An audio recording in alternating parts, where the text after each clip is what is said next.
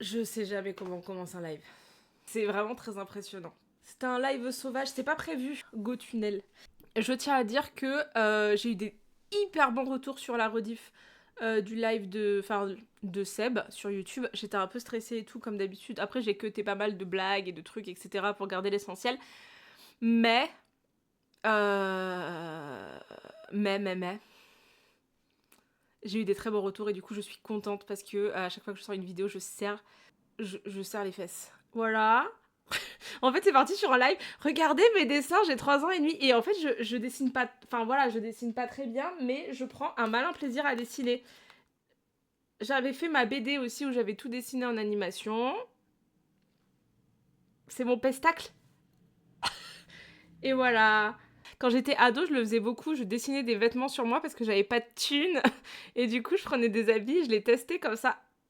Voilà. Et après, j'ai des dessins aussi où je fais des trucs aléatoires, où je pars de n'importe quoi et je fais des trucs comme ça. Tu devrais baisser la luminosité, mais voilà. T'avais commencé à parler de la fluidité de couple dans le réac. Ouais, mais j'ai pas eu plus de nouvelles, hein. On parlait de qu'est-ce que la fluidité dans les relations. Mais pas que dans le couple.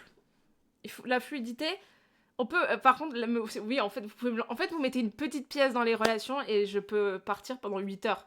C'est vraiment mon sujet d'hyperfixation depuis que j'ai 12 ans et demi, en fait. Le Discord est tabou. Non, le Discord, il faut que je m'y mette et tout, mais je suis pas une meuf de Discord, en fait. Je sais, il faut que je retourne sur le Discord et tout, que je le supprime, que je le vide, etc., etc. Mais je suis vraiment très très mauvaise sur le Discord. Bonsoir Nausicaa. Jeanne, tu me demandes comment on gère son stress à la veille d'un entretien d'embauche pour le job de sa vie. Quoi? Mais attends, c'est quoi déjà un job de ta vie? C'est quoi le job de ta vie? J'ai failli envoyer une blague à Joyka, mais je suis pas sûre de la réception de ma blague. Et du coup, je me suis un peu annulée dans la blague. J'ai un peu en mode, peut-être too much ma blague. C'est un poste de chargé de mission pour réfléchir à la mise en place de la paire aidance dans les... Oh waouh. Ah ouais, c'est très sérieux. Comment on gère le stress? Étonnamment, j'ai pas de conseils là-dessus parce que je crois que je suis... En fait, à chaque fois, quand je vais vivre un truc stressant, j'ai l'impression que on me pousse dans le vide et je me dis de toute façon, t'as pas le choix. Tu vas y aller de toute façon, tu vas le vivre. Alors déjà, essaye de pas trop le vivre en avance parce que sinon tu vis les angoisses 3 fois. Ça se passe jamais comme je l'ai prévu. Et du coup, je me fais pousser comme ça et après je me dis de toute façon, je vais m'en sortir. Et voilà. Mais je suis pas sûre que ce soit les meilleurs conseils. Pense que tu es parfaite pour ce poste, il faut pas douter. Moi, je te le souhaite, en tout cas, tu nous tiendras au jus. Je sais pas comment vous gérez votre stress. Moi, j'ai vraiment. Bonjour, je viens de me. C'est vrai que ça, il y a les messages, c'est toujours compliqué. Bonjour, je viens de me séparer après 10 ans de relation, car à la trentaine, gros besoin de retourner vers ma région d'origine et lui non. J'imagine que c'est un truc basique as fuck en sociologie, non? En fait, je crois que j'ai plus de pièces en fait dans ma machine. Je crois que je suis épuisée de ma vie. Mais en fait, je sais pas si c'est un truc hyper sociologique, mais ouais, il y a un truc de retour à la racine, retour aux sources, etc., etc. Mais du coup, vous êtes loin parce qu'il y a un truc de. Est-ce que c'est plus un truc ville vs campagne? Est-ce que de base t'étais à la campagne dans la ville? Est-ce qu'il vivait à la. En fait, ouais, ça pose plein de questions de. Je sais pas, j'ai l'impression qu'il y a beaucoup de gens qui se séparent à la trentaine. J'étais anxieuse généralisée, j'avais des tocs et tout, des tocs de zinzin. Hein. C'était vraiment des tocs. Mais il y a des trucs où je trouve que c'est logique encore. Hein. Genre, ma psy, elle m'avait dit oui, moi je suis en mode, bah après je suis autiste. Bah, je savais pas que j'étais autiste à l'époque. Mais on va dire qu'avant, j'étais angoissée 80% du temps, j'étais méga psychorigide et tout. Et je sais pas ce qui s'est passé. Et après, je sais pas, un jour, j'ai décidé, je m'en battais les couilles de tout.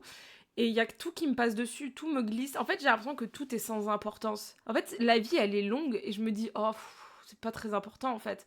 Moi, j'ai l'impression que tout me roule dessus. Je me dis, bon, si ça se fait pas maintenant, on verra ça demain. Au pire, qu'est-ce qui peut m'arriver de pire, à part mourir, vivre sous un pont? Bon, peut-être je m'acclimaterai à vivre sous un pont, pourquoi pas? Ça, on peut trouver des trucs fun à faire sous un pont. Enfin, vraiment, il y a rien qui m'angoisse, même de tout perdre, de vivre dehors, de vivre dans une forêt, de guerre civile, tout. Je suis en mode, bon, pourquoi pas? On pourra peut-être s'amuser. Insupportable. Et c'est très dur de me stresser. Par contre, si tu commences à essayer de me stresser, ça va me saouler rapide. Rapide. En fait, je suis devenue nihiliste. C'est le truc là qu'on avait dit qu'on allait voir en philo. Je crois que je suis devenue nihiliste. Mais à la fois, je pense pas que je suis nihiliste. T'as assez stressé pour une carpe diem. Mon rêve de pas être stressé comme ça. Mais pourtant, il y a des trucs que j'ai trop envie qu'ils se passent, des choses que j'ai envie qu'elles se réalisent et tout, et j'ai trop de choses et tout. Mais je suis en mode... Il y a eu vraiment un del dans ma vie où à 24 ans, je suis allée voir ma psy et je lui ai dit ma plus grande peur dans ma vie, c'est de finir comme ma mère. Faites en sorte que je ne finisse jamais comme elle. Et du coup, on a essayé de comprendre qu'est-ce que je ne voulais pas quand j'ai appelé finir comme ma mère, qu'est-ce que ça... Je sais pas. Voilà. Mais t'as raison, je pense que t'es plus heureuse comme ça. Mais je sais même pas. Bah, je vois le verre comme il est, à moitié plein et à moitié vide, en fait. Je vois le verre, il est là, il est à moitié plein, à moitié vide, très content. Voilà. Et en fait, je crois que je suis hyper lucide. Et ça m'a grave questionné. Et j'avais demandé à ChatGPT, non, à Claude, quand j'étais pendant le truc de ma mère, si c'était grave d'être hyper lucide. Et est-ce que c'était possible? Qu'est-ce que ça faisait d'être hyper lucide? Est-ce que tout ça, tout ça? Et en fait, c'est comme ça que je me suis intéressée aussi au truc de je vois le verre. Moi, je vois le verre vide. Team verre à moitié vide. Ouais, moi, je pense que je team, je bois et ensuite je refile. Franchement, vous êtes sur des applis de rencontre. Je sais pas s'il y a des gens célibataires dans le chat. Est-ce qu'il y a des gens qui sont sur des applis et tout? Mais je sais que moi, il y a fut un temps, fut un vieux temps en fait. Dans les trucs de rencontre, c'est trop relou parce que déjà, tu t'es pas face à face et tout. C'est un peu compliqué et je trouve qu'on sait jamais quoi dire. Genre, salut, ça va? Moi, quelqu'un me dit salut, ça va? Je peux bloquer la personne. C'est une angoisse. C'est une angoisse. Et du coup, les applis de rencontre, c'est vraiment genre salut, ça va? Voilà. Vous savez, imaginons quand vous êtes en couple depuis des années comme je peux l'être, une angoisse. Je me dis, si je me retrouve célibataire, je vais rester seule encore 10 ans en fait. Je suis partie, là je suis en couple depuis 8 ans. Si je suis célibataire, je reste célibataire pendant 10 ans. Parce que moi, mes techniques de drague, elles sont... Elles sont bizarres. Après, je me dis, peut-être je toucherai une niche de gens qui sont bizarres comme moi. Mais je pourrais dire, salut, ça va? T'as plus peur de mourir ou t'as plus peur de souffrir? Au moins, on se met direct dans le bain et... Voilà, est-ce que t'as une crèche chez toi sous ton sapin?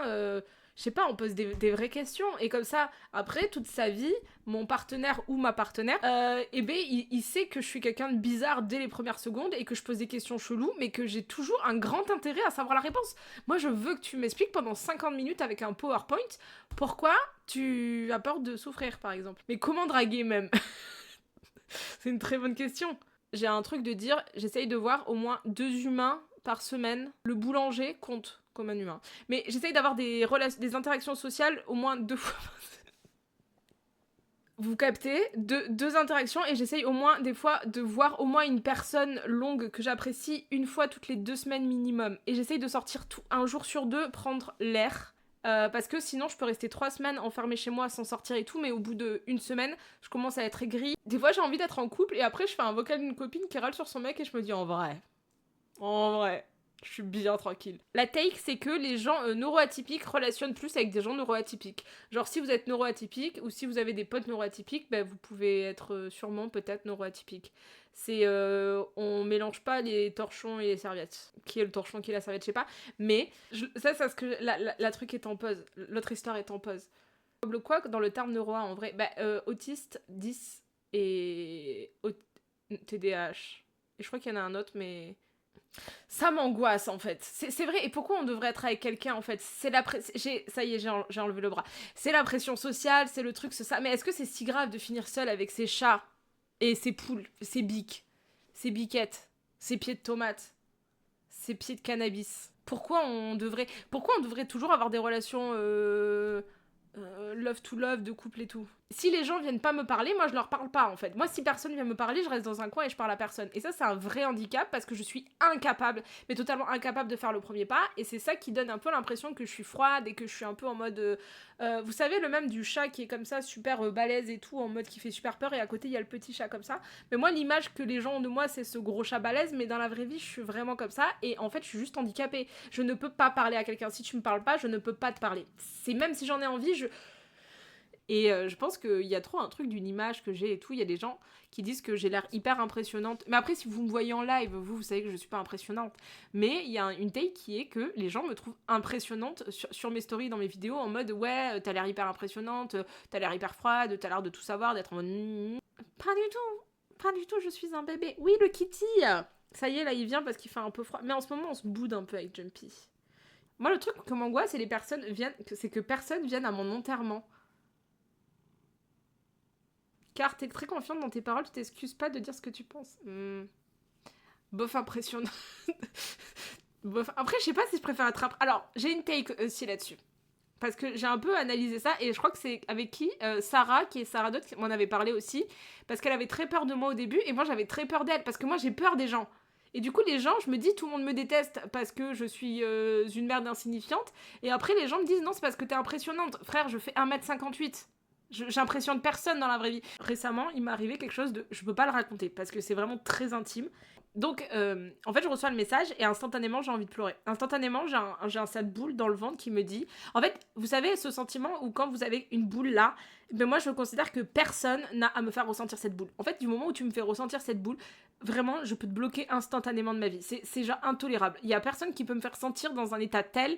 Enfin, en tout cas de proche, parce que là, c'est quelqu'un de pas proche. Mais voilà, bon bref. Donc je ressens ça et je le dis autour de moi et les gens sont choqués. Mais un degré de choqué que ils disaient même le culot, il aurait pas osé en fait. Le culot naît avant le culot. Genre s'il y avait des barèmes de culot.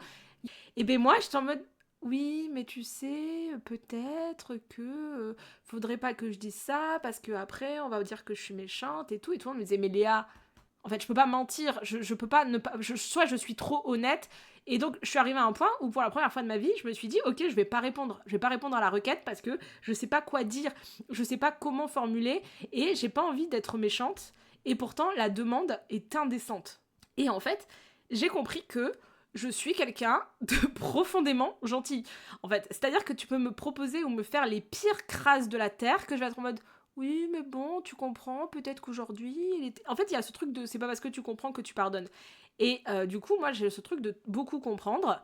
Et c'est pour ça, donc, que je joue un RP de meuf froide et méchante. Mais j'ai toujours besoin de trouver la justice dans tout. Ouais, moi aussi, j'ai peur de blesser les gens. Voilà, j'ai peur de blesser les gens tout le temps. Pourtant, je trouve que vraiment, c'est grave. Et je pouvais pas laisser passer une demande aussi grave sans rien dire non plus. Donc, fuir, c'était pas possible. Mentir, c'était pas possible. Et là, ça me met dans une position où j'appelle ça une prise d'otage. Quand quelqu'un te met dans une position que t'as pas le choix de répondre ou de faire des choses et tout, c'est de la prise d'otage. Et là, j'étais dans une prise d'otage où si je répondais pas, j'allais être malade parce que j'aurais pas dit à la personne qu'elle était culottée. Si je mentais, ben, la personne elle aurait pu revenir, etc., etc. Et moi j'ai un besoin de justice. Et donc j'ai trouvé le temps de faire ça. Mais je me suis rendu compte qu'autour de moi, les gens ne réagissent pas comme moi et m'ont dit clairement, mais tu dis à la personne d'aller se faire foutre en fait. Tu l'insultes, même tu l'insultes sur 8 générations. Et moi j'étais en mode, oui bah je suis pas sûre et tout et tout. Et en fait je pense que au fond, par contre, vous me mettez dans cette situation une fois, hein. Pas deux, hein. Pas deux par contre. J'accepte une fois, mais ça dégage, hein, parce que c'est pas ok. Genre, voilà. Mais il y a peu de chances que je sois méchante, en fait. À part si vraiment la personne est condescendante, etc., etc. Il y a un peu un truc de tu récoltes ce que tu sèmes. Il y a des gens, j'ai pu être horrible parce que je sentais qu'ils étaient sur leurs grands chevaux et que ça m'a cassé les couilles. Mais en tout cas, j'ai un fond de vite couper court à des choses et être un peu froide et sèche parce que je sais que je vais me faire je sais qu'au fond, j'ai trop d'empathie. J'ai un problème d'empathie. Mais qui vont faire ouin, martyr et tout. Parce que j'ai l'impression que c'est des prises d'otages. Et là, on va revenir à la relation du care, la relation des soignantes et tout. On retombe là-dessus. Mais moi, c'est un peu ma kryptonique parce que ma mère, en fait. Voilà. Et du coup, il y a des gens qui peuvent relationner avec ce genre de choses. Moi, ça a tendance, vous savez, les gens qui vont dire oui... non mais tu peux pas me faire ça avec tout ce que j'ai fait pour toi, ou les fameuses phrases de oui si tu fais pas ça moi je vais me suicider, je vais mourir, oh là là je vais mourir de faim, je vais mourir de soif et tout, ça me coupe tout en fait. Je vais devenir je bloque instantanément, ou je vais devenir cruelle et humiliante. Voilà, c'est un trigger, j'ai ça depuis l'enfance, donc vraiment les menaces au suicide c'est ce truc de pitié. Et mon mec il me disait toi tu veux jamais faire pitié aux gens parce que t'as trop de fierté. C'est pas de la fierté, c'est juste que c'est un trigger pour moi où je trouve que c'est injuste d'aller voir quelqu'un et de lui mettre un couteau sous la gorge et lui dire ouais si tu pars je vais mourir. C'est une prise d'otage. Et donc dans les relations où t'as pitié le stream est tellement TDAH. Vraiment oui alors ça c'est un truc où il y a un vrai... Mais voilà en fait c'est ça le problème. Tu as soulevé tout le paradoxe de ma vie. C'est que j'ai bien conscience, et je l'avais dit la dernière fois, je suis pas la SPA, en fait. Je recueille tous les chiens errants, sauf que je suis un chien errant. Un chien errant avec des plaies. Sauf que, du coup, je me fais mordre par les chiens errants que je recueille. Mais moi, qui s'occupe de moi à part moi-même au bout d'un moment? Je peux pas m'occuper de tout le monde. Et pourtant, j'aimerais bien, mais on est dans une société capitaliste, il faut survivre. Déjà, j'ai du mal à manger 2 repas par jour. J'ai du mal à avoir 2 humains par semaine. Et on me demande mais j'aimerais bien faire en vrai, genre après je fais du social finalement indirectement, c'est ma façon de militer aussi. Je réagis comme ça aussi, mais je m'issole beaucoup aussi. Mais ouais, du coup c'est compliqué, c'est vraiment très très compliqué, mais c'est surtout que je pense que je suis vraiment pas la bonne personne et quand j'ai fait mes études en psycho, j'ai su que je pouvais pas être psy parce que je suis trigger des gens qui utilisent la pitié et le martyr, etc. etc.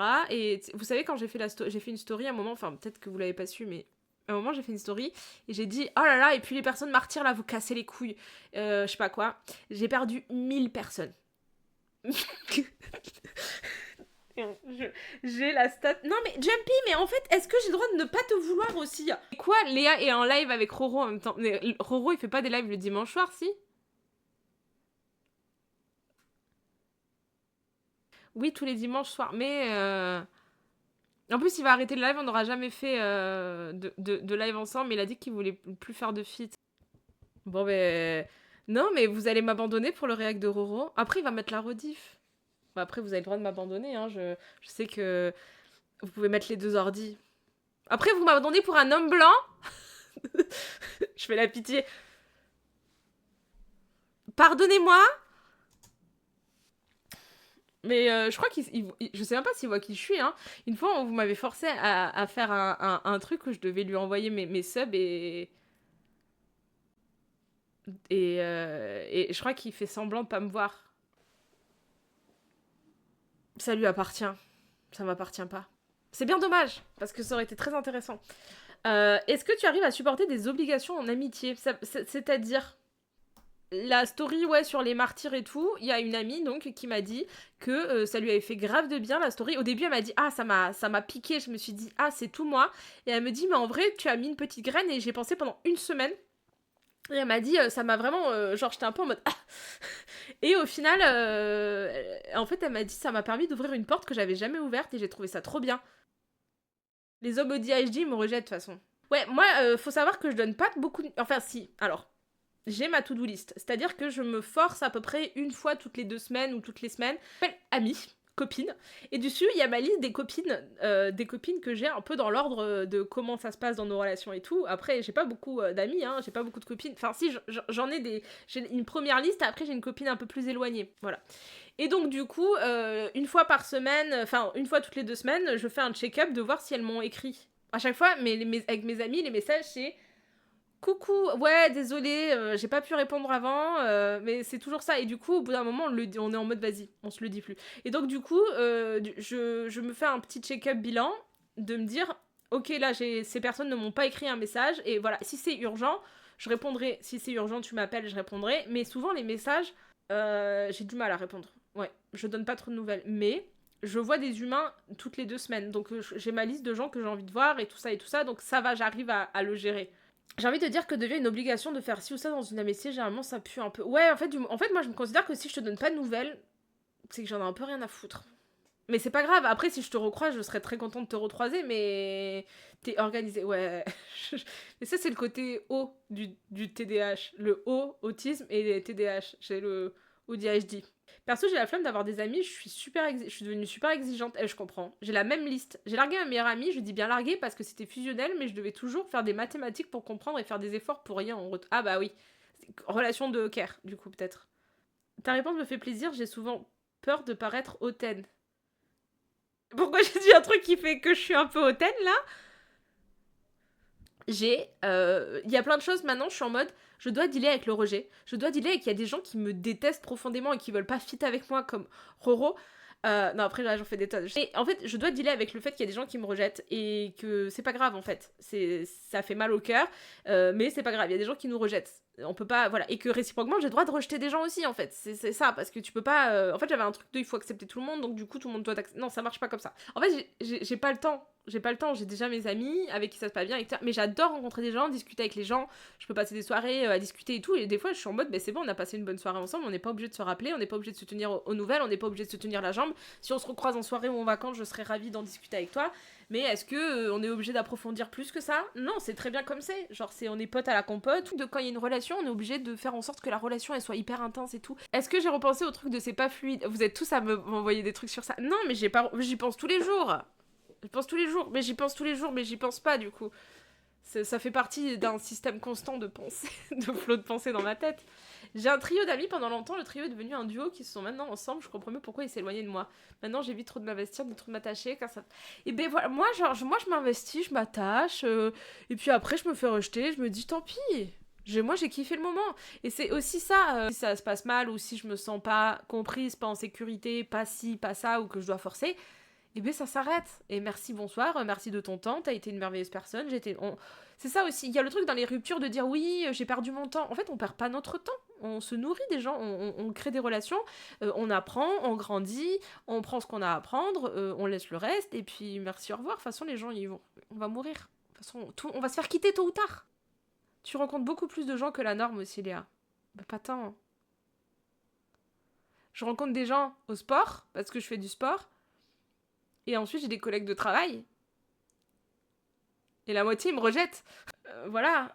Et après, je rencontre pas plus de gens. Je discute avec plus de gens de façon internet. Oui, mais dans la vraie vie, pas tant. Après, je rencontre les gens quand je vais au marché. Je dis bonjour à mes voisins. Je sais pas si je rencontre plus de gens que la norme, si. Vous rencontrez combien de gens, vous? Moi, je veux dire, là, dans mon truc, ça fait un petit moment que j'ai pas rencontré de nouvelles personnes dans ma vie. Est-ce que c'est vraiment des coups irrécupérables?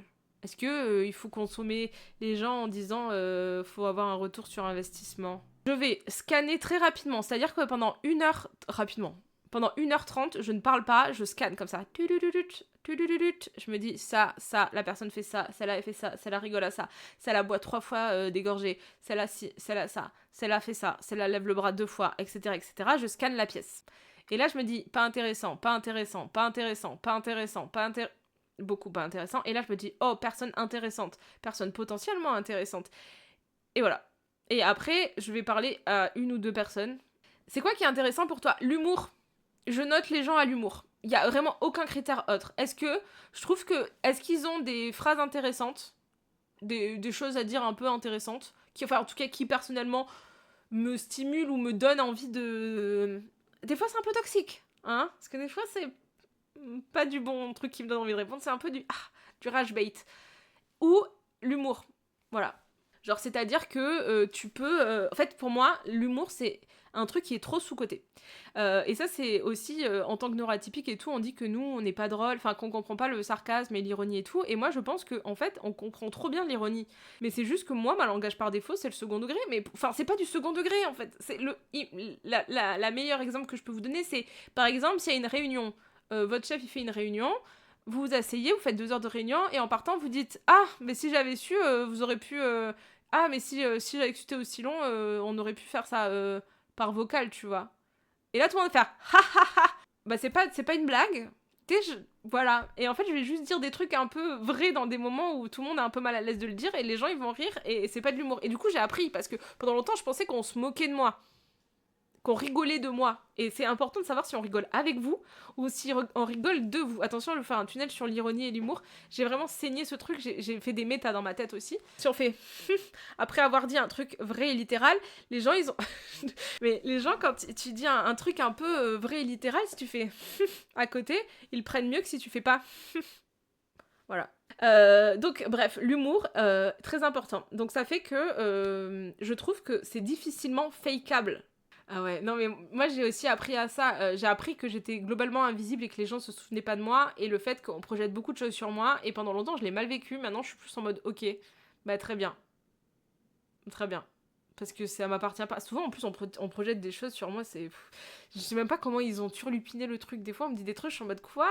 Mais attends, mais vous dites ça dans votre tête?